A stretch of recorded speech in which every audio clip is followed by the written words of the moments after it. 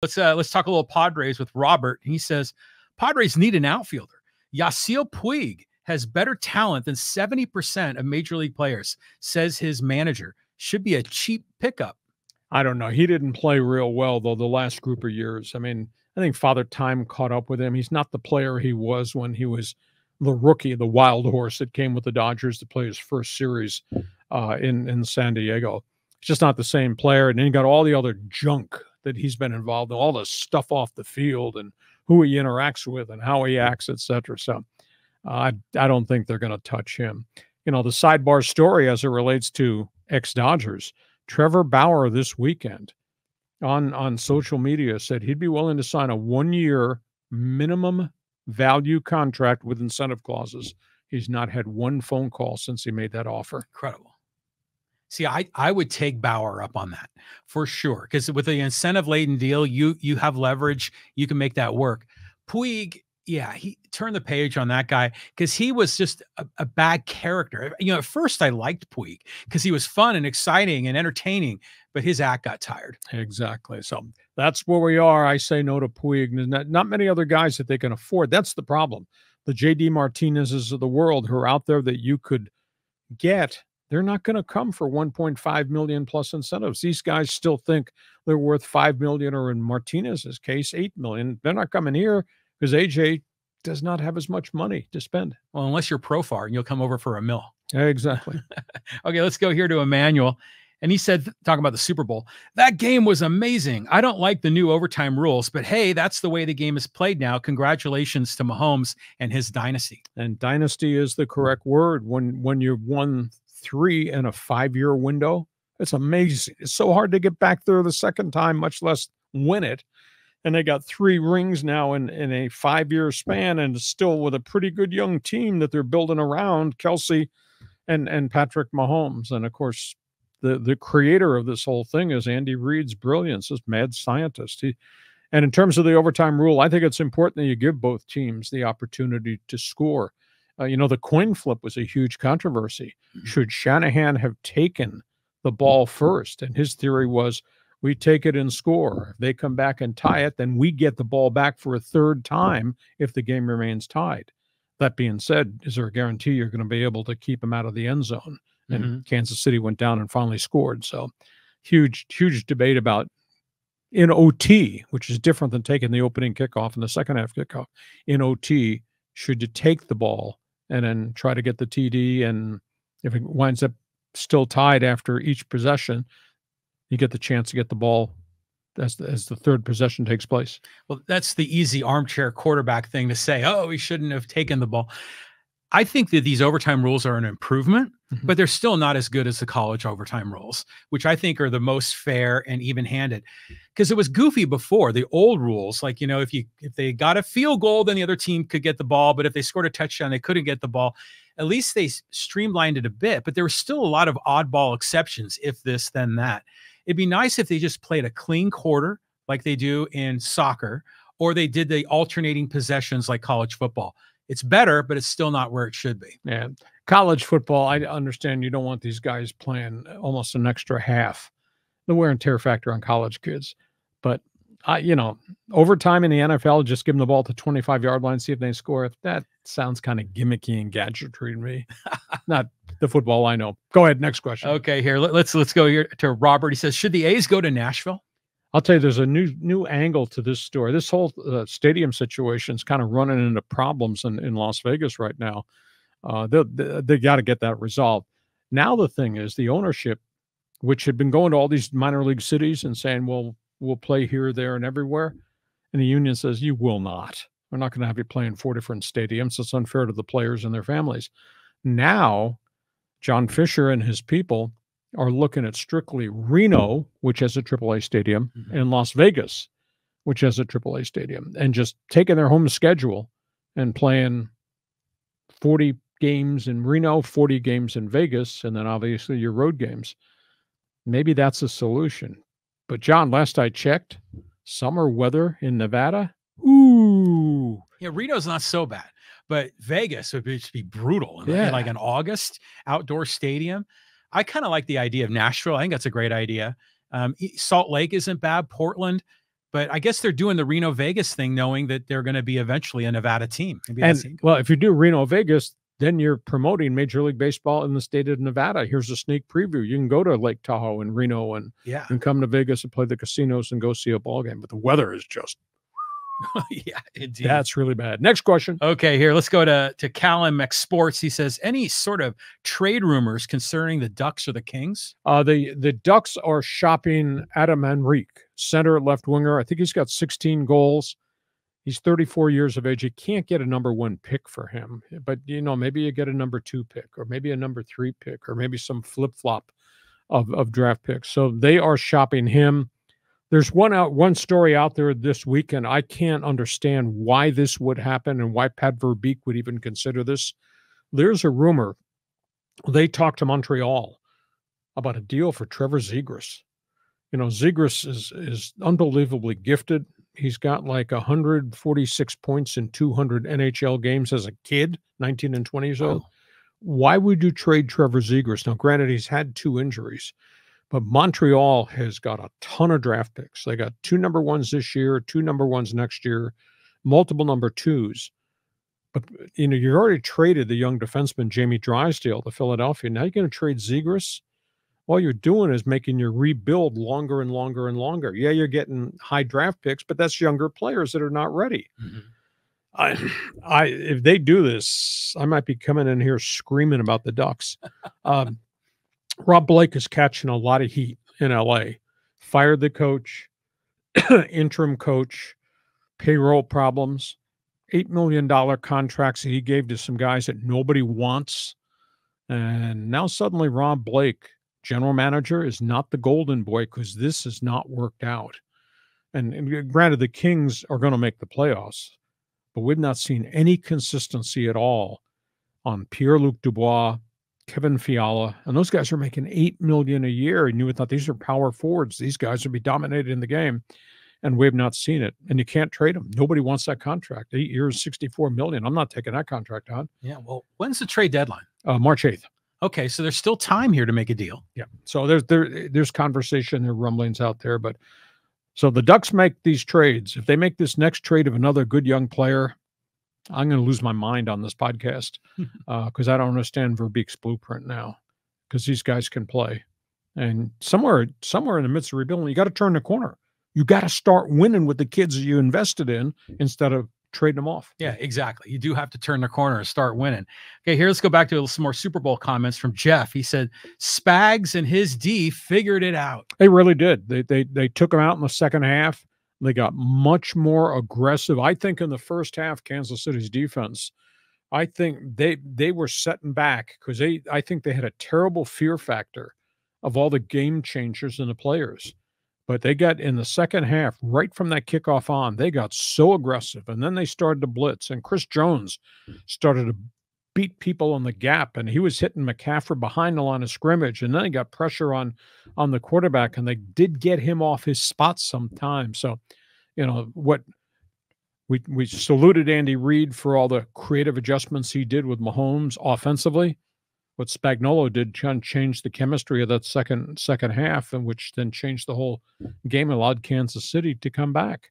3 straight 3-and-outs. 49ers, all that firepower, 3 straight 3-and-outs. Wow. And in the beginning of the game, when it was just this defensive war, I just kept thinking about the Super Bowl preview. You broke it down and you highlighted Wilkes and Spags as saying how they're going to be these masterminds. It's like the game within the game. And boy, did that prove to be true. So yeah, you got to tip a hat to Spags. He figured out a way to stop the Niners, especially in that third quarter. You're correct. I know what I know. Next question. Okay, let's keep moving down the list. And let's go here to Angel. And he says, 49ers still the NFC champion, but this one hurt. But they'll be back. Congratulations to the Kansas City Chiefs. The better team won. Better coaching staff won. Shanahan's got this thing now wrapped around his neck. That's stapled the front page of his resume. I mean, you go through 4 postseason games, you're at 10-point leads, and you have not won any of them. And a couple of them were in a Super Bowl. Ooh, there's a lot of people going to doubt who he is right now. And is this the proper system? But that's a really good, talented football team that San Francisco's got. And this guy in Kansas City has He's rebuilt this thing. It's the third time he's rebuilt the Chiefs over this long run. And, he's marching towards Bill Belichick's 33 career wins in postseason, which I didn't think could ever touch. And Andy's right there knocking at the door at 26 or 27.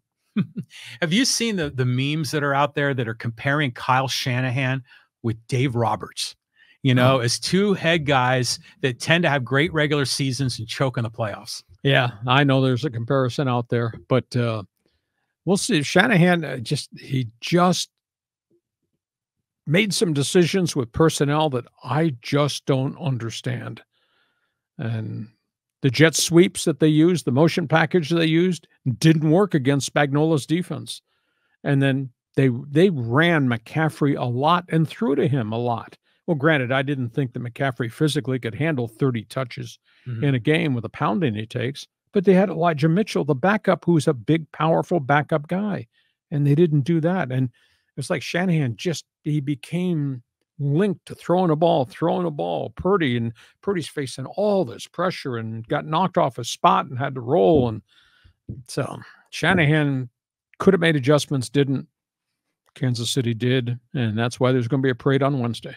Well, imagine being a head coach in the Super Bowl, the biggest game of your career, and you go in with a game plan and you're married to that game plan, and it's probably difficult to adjust on the fly. Yeah, but you've practiced all these alternate plays, these what ifs. If I got to go to something different, they practiced the formations with the tight ends and the H-backs coming in motion and wham blocking, and they practice this aligned formation to the left where the flow went left and Mahomes had a quarterback keeper.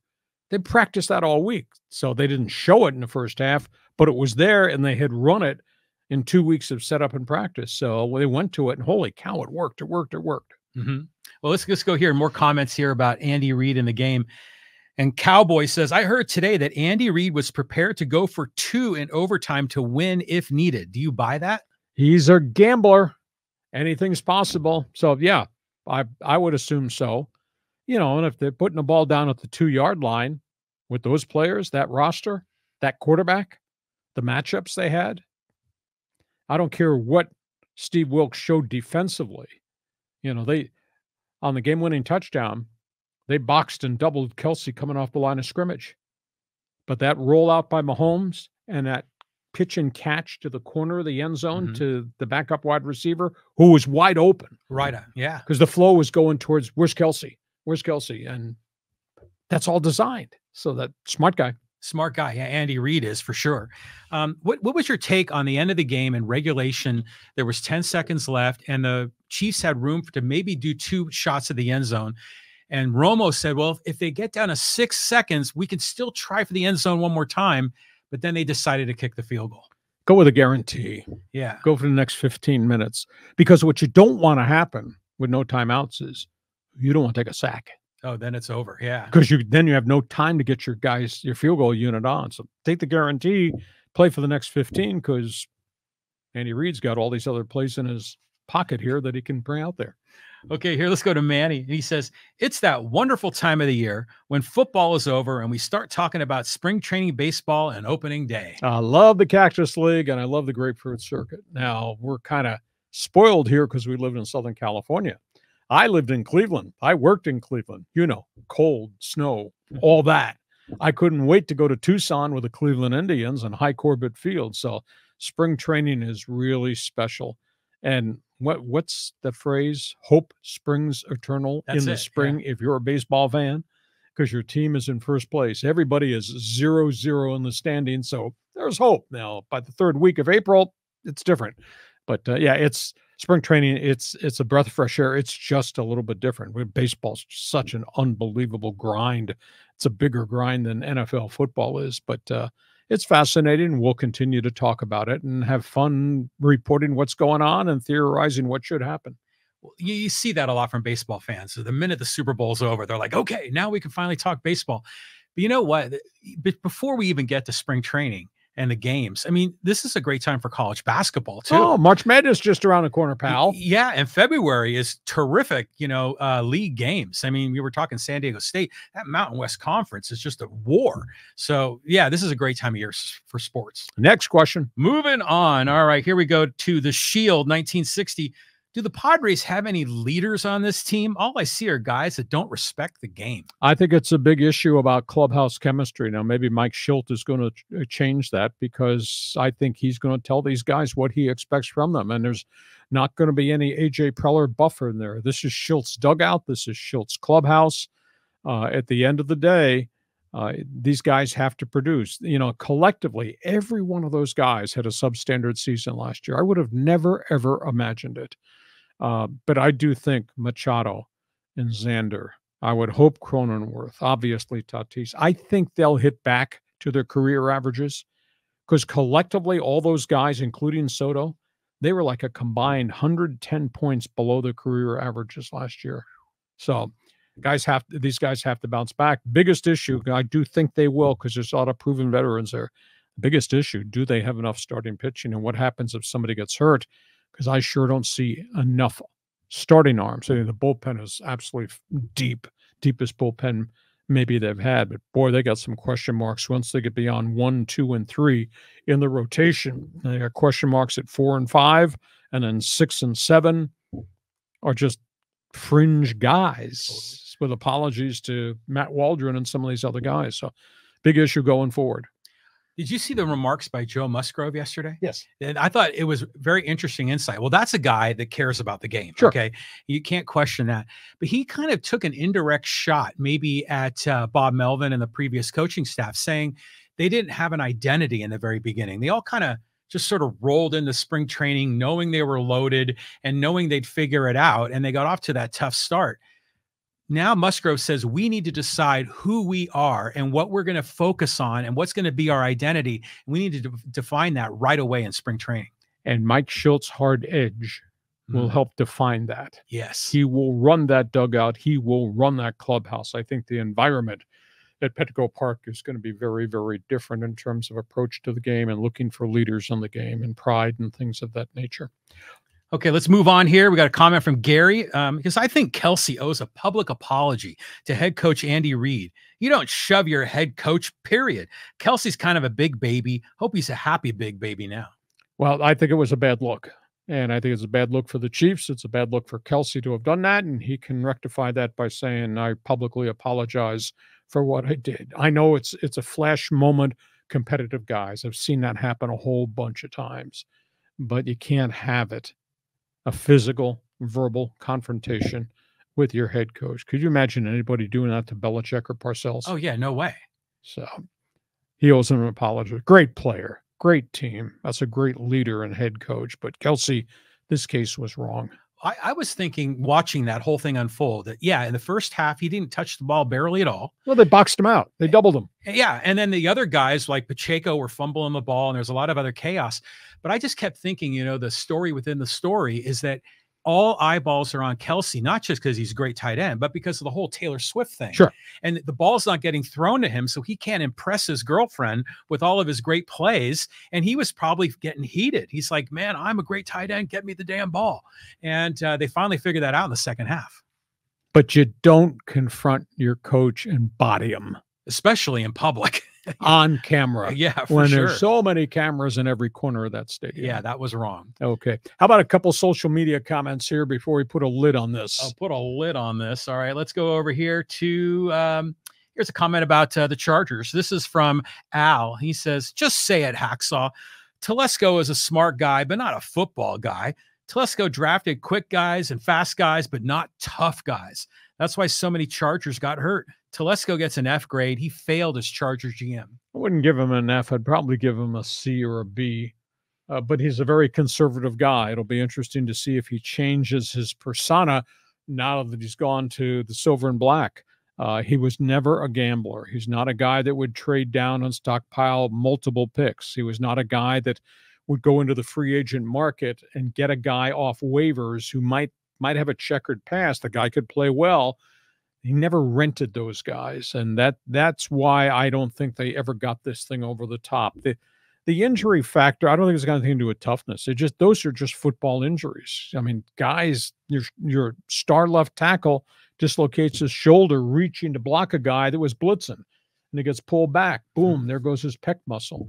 Your center, Pro Bowl center, has a heart arrhythmia problem that shows up at age 32. That's not having tough guys. Those are just things. Guys fall into the back of your legs of your right tackle, and he suffers an Achilles injury. You know, and Austin Eckler gets hurt because of an ankle issue. Those are just boom, boom, fast, you know, physical hit injuries during the course of a game. So we'll see.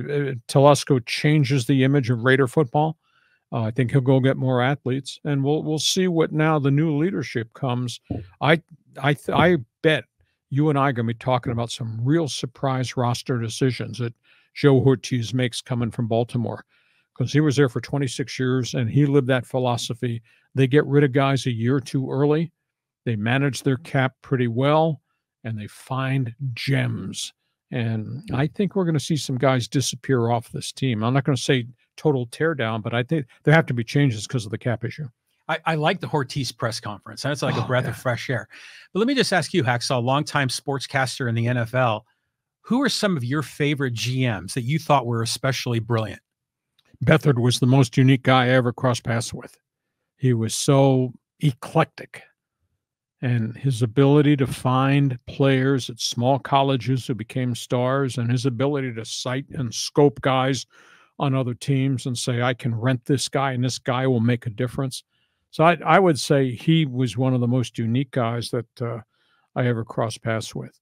There was a GM in Seattle that I really like, Randy Mueller. He was there during the transition when I was there. And they rebuilt that thing with Dennis Erickson, who had had a great success as a college coach. And then they finally got to the playoffs with Mike Holmgren. And I like Randy Mueller's work, and he knew players, and he knew how to find players and, quote, rent guys. Mm-hmm. Beathard was there a long time, and I enjoyed him from just a whole wide variety of reasons with the Chargers. And we went to a Super Bowl. Think about that. Yeah. Never got back, but we went there. All right, one more here before we go on social media. Okay, let's talk about Preller and the Padres. And he says, Preller has never put together a decent major league roster. He's great at scouting and selling everyone on the farm system. Pods have few homegrown players on the roster. He should have been fired long ago. Well, he's traded the farm system twice. You go through major league rosters, you'll find guys other places doing well. Who's the ace of the Atlanta staff? Max Fried. Max Fried, yeah. Yes. Who's the foundation of what they're trying to rebuild with in Washington? C.J. Abrams. Who did they get rid of here? Couldn't play shortstop here, but boy, he's making mega bucks. Well, that's with the Dodgers or Phillies, Trey Turner. Right. So Preller has a philosophy, and he's dealt a lot of guys away. I think he's on his last legs. If this is not a playoff team this season, this ownership group, now that Peter Seidler's not there to be the buffer, this ownership group might want to make a change. But that being said, AJ's got a contract that runs through 2027. You're going to swallow that contract, and you got money issues already with Peter Seidler's passing and the loss of the TV contract. This is a tough call. But he's reinvested in the farm system. But that's a year away at least, or a year and a half away before this whole next wave of kids comes. And I don't think he should be trading any of those kids that are AA or Class A. Yeah, I think they need to bring those guys up. They're going to be a part of the future. But how can you fault Preller for the roster he put together last year? I mean, it was loaded. I mean, you had Soto and Hader and Snell, plus all the All-Stars that are on the team now. So yeah, people say he can't build a major league roster. I mean, come on, that was a really good roster. They choked, but on paper, that should have been a good team. So do you blame Preller because Soto has an off year? Or I mean, you blame Preller for the length of contracts that he gave everybody. Now he's painted into a corner that he can't get out of because he doesn't have the money, and nobody wants 10, 11, and 14-year contracts. Yes. So that's a big issue. And you can blame Preller because he auctioned off all his young talent that are all over Major League Baseball having some modicum of success. I think he has to be blamed for that. We'll see. I think they're going to have a bounce back year, but I have huge reservations. They don't have enough pitching, and he has no way to get pitching now because he's got all these mega contracts and he's got no dollars left in the checking account to go make a deal, to go get an arm, unless he trades somebody. And I don't want him to trade Rob Snelling, at their top pitcher at AA, or Dylan Lasco, the high #1 draft pick who's down in Class A. So That's where we are. Hey, listen, we hope you have enjoyed our